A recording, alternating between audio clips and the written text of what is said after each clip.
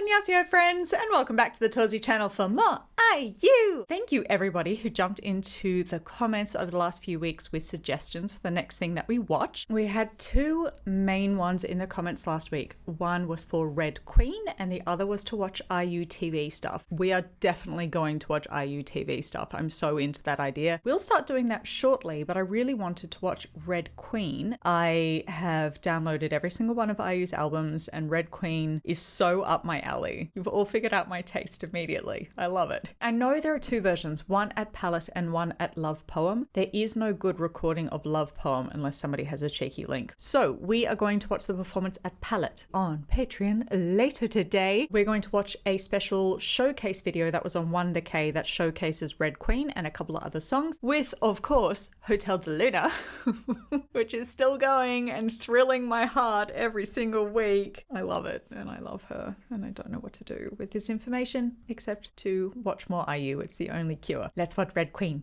Gotcha! Whoa. Whoa. Jam dress. Does she have the red shoes and everything?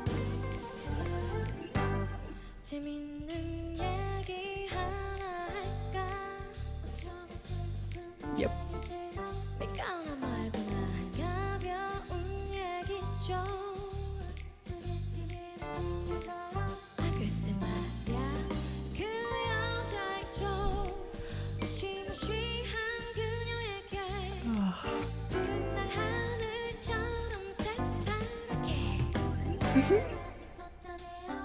Okay, you all know me way too well already. I love this.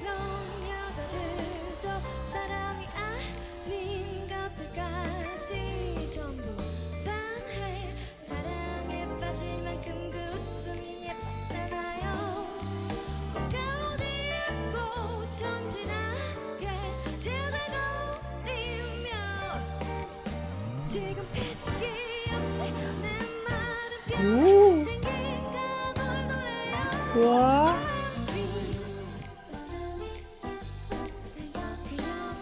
This is a so well produced song.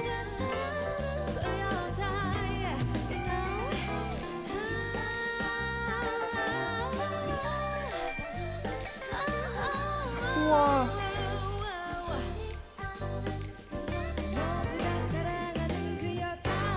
Hot.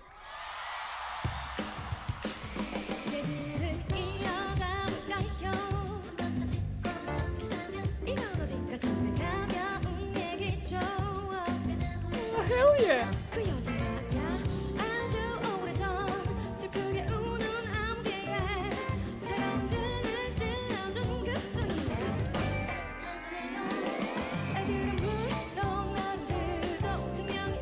Oh, hell yeah.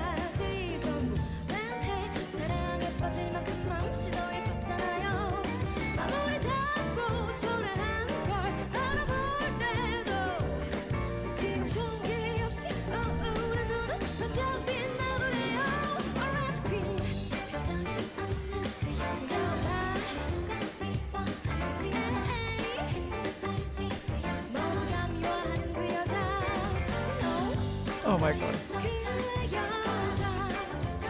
I love you. Wow. This is everything I hoped it would be.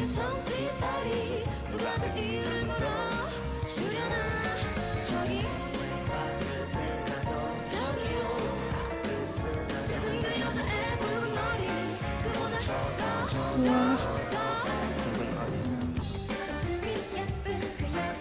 I'm living. I'm living.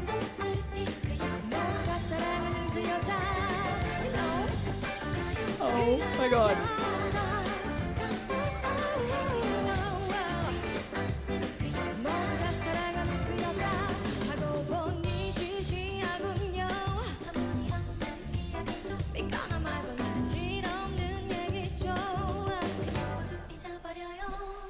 Wow. Oh, that was everything. That was everything I hoped it would be. Oh, Yes. Oh, yes. Oh, where do I even start? Organize my thoughts.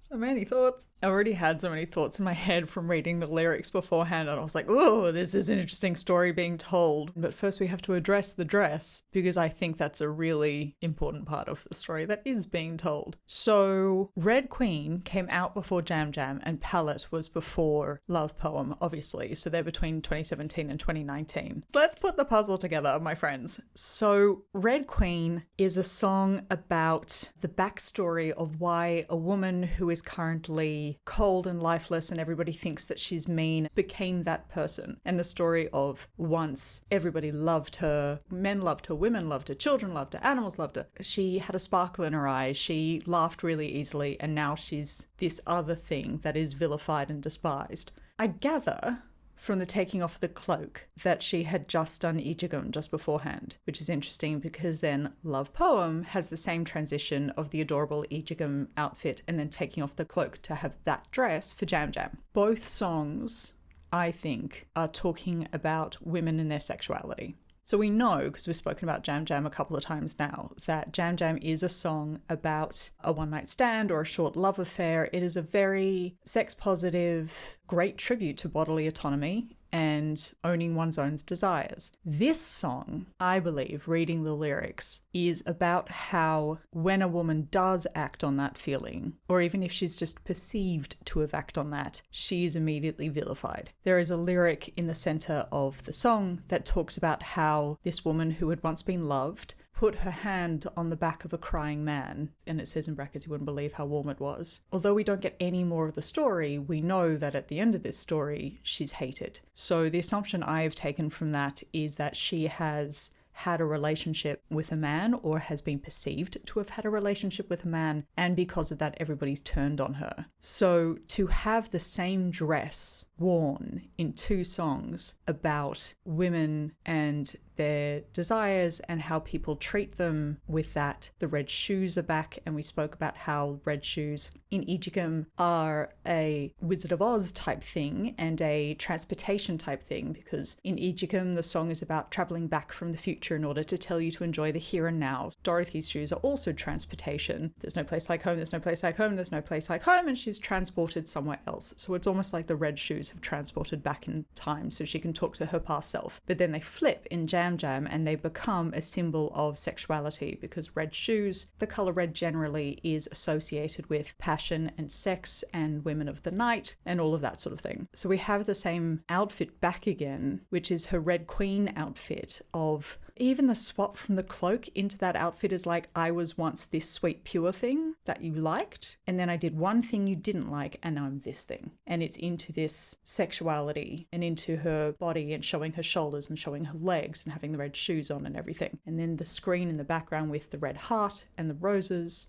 We're going to come to that in a second. But I think choosing to have that same costume transition for these mirroring stories in these mirroring concerts is super deliberate. It's not just a pretty dress worn for the sake of a pretty dress. Yes, they're both jazzy and it's a very jazzy type dress. Yes, they're both super cabaret style. And we have the return again. We talked about how in Jam Jam there's lots of Fosse elements of the backup dancers sort of all flowing across the bar to her and the touch to the leg and things like that, which are very Fosse. And we had that again in Red Queen when they're all doing just an isolation. Fosse was huge on isolations. Just one part of the body is going while they're doing something. So all of that is back again, although they're very different paces and styles of jazz, because this is a swing song. This is a song that you want to swing dance to. And Jam Jam is a different style of jazz, but they are cattle of the same color, but more importantly, their subject is equal to each other. So I think that was super deliberate and really, really clever. That's a really considered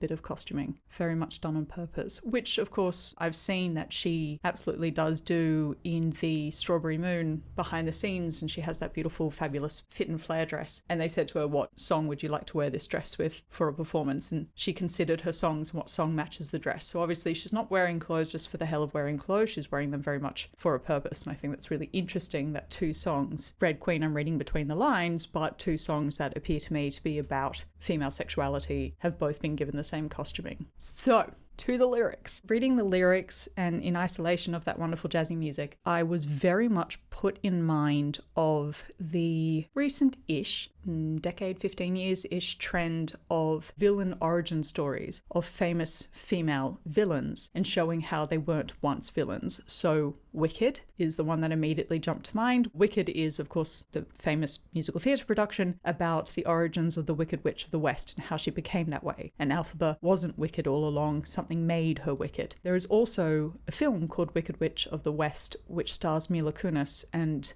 shows her turn into the Wicked Witch of the West, two completely different stories. There is Alice in Wonderland, which is very prevalent here. Tim Burton's Alice in Wonderland, he has the first one where we meet the Queen of Hearts first, and then in Alice Through the Looking Glass, we actually get a backstory for how the Queen of Hearts became what she is, this villainous Red Queen. There's also things like The Huntsman, the Charlize Theron film. In the second one, that also stars Emily Blunt, it shows how Charlize Theron's Wicked Queen became wicked as well. So there is a trend of explainers, their backstories, they're the origin stories for how these cruel queens became the way that they are. Bit of a tricky thing, because oftentimes in film and television, people are very guilty of explaining why a woman is the way she is through a man. That if a woman is tough or strong or mean or any quality that isn't sweet and simpering, it's always because of a man. It's because she was abused, or she has daddy issues, or her partner left her, or there's always some sort of catastrophic event that centers her personality around a man. All those ones that I mentioned, though, although there are male characters involved, most of them have nothing to do with that. Elphaba's change in Wicked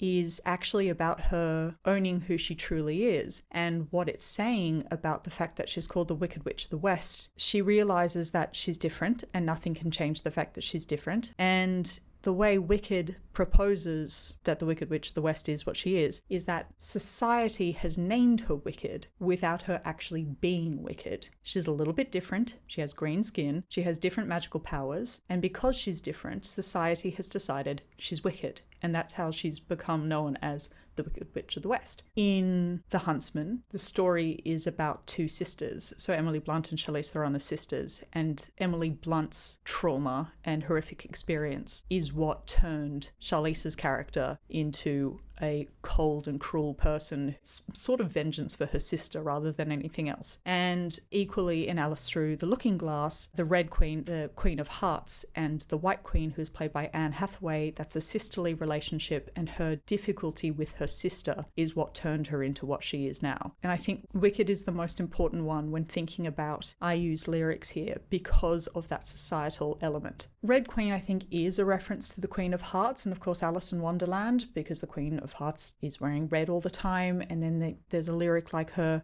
dry cheek, something like that. And the Queen of Hearts in Disney's animation, in Tim Burton's one, she's always powdered very, very, very, very white, and then has the heart-shaped lipstick, which is very Elizabethan. And just for a fun history fact, the whiter people made their skin, the more virginal they were seen to be. So Elizabeth I, otherwise known as the Virgin Queen because she never married, by the end of her reign, she was powdered completely white with that stark red hair of hers. Whenever you see pictures in films like Cate Blanchett's Elizabeth, where she's super, super powdered like that, that's not them being dramatic. All of the paintings of Lizzie I show her like that because that's how she showed she was pure and virginal, by painting herself as white as possible. So the Queen of Hearts, it's almost an ironic name when compared to her visage, because she is painted white as a virgin and yet she's the Queen of Hearts. And if we're going to put those two things together with Red Queen, the song, that's a thread that you can tie with that of saying, well, if this is a story about a woman has been perceived to be, or has indeed had a relationship with a man that other people disapproved of, is she now trying to make herself look more pure and more virginal or more chaste in order to placate them, or in order to cloister herself, because the fall from grace was so hideous that she won't make that mistake again. But more importantly, Elphaba's change in Wicked the Musical is about somebody who has just lived their true self and had society turn on them. You know, all animals have sex drive. It's a base instinct like hunger and thirst because your species literally cannot survive without it. Your body can't survive without food and water. Your species can't survive without procreation. But only the female of our species is shamed for it. I find it really interesting that in K-pop culture or Korean culture, there aren't dating rumors, they're dating scandals. And it can tarnish a person's career enormously. People will boycott you for it. People will try to get you out of a band if you're part of a group, like people are forever trying to do with Hwasa and Mamamoo. But it is not at all exclusive to Korea that women get punished for having any form of sexual desire and or daring to have bodily autonomy, to be in control of themselves, to be comfortable in their own skin. Women are meant to feel ashamed. And Red Queen tells the story of somebody who didn't act with enough shame, who dared to act upon impulse. And it does write about impulse. She says that the woman who is now the Red Queen was once very kind-hearted and she looked upon all things with kindness, and says the man was crying and she reached out to him because he was crying. So somebody has reached out on an impulse of good-hearted and good-naturedness, and it has been taken the wrong way and she has been vilified for it. Which also brings me back to the colour red. Whether you've seen the movie Easy A or read the book The Scarlet Letter. The Scarlet Letter is about a woman who was accused of having an extramarital affair, and for the rest of the town to be able to shame her, she had to sew a red A for adulterer on her clothes. This is a story of something that, like I said, is not unique to one country, it's not unique to one culture, it's not unique to one period of time. It has always been the case that when women act as they please, they're punished. In this particular case, like in Wicked, it was really out of her hands. She didn't really make a mistake. She's not actually a bad person. And I think this repeated, it's a silly story, it's a lighthearted story, I swear, it's a funny story, and then right at the end she says, I'll just forget it. IU was recognizing the absurdity of somebody does one thing that society doesn't approve of and it's enough to destroy them. It's absurd. That's ridiculous. I could go on forever about this, actually. And I think I might. For those who are on Patreon or looking to go on Patreon, there will be a podcast launching soon. Yeehaw! And it is entirely IU's fault. I think so much about her and her lyrics and her performances throughout the week that I have decided to start a podcast for a little going further conversation. So as more things occur to me during the week, we can have a little conversation about it, particularly doing lyric analysis. Torsie talks K-pop, as she does, always, to anyone who will listen. Ooh, that was such a good suggestion. How well do you know me already? I love it. Thank you so much for joining me. 감사합니다 and 사랑해요, and I will see you soon for more. 안녕.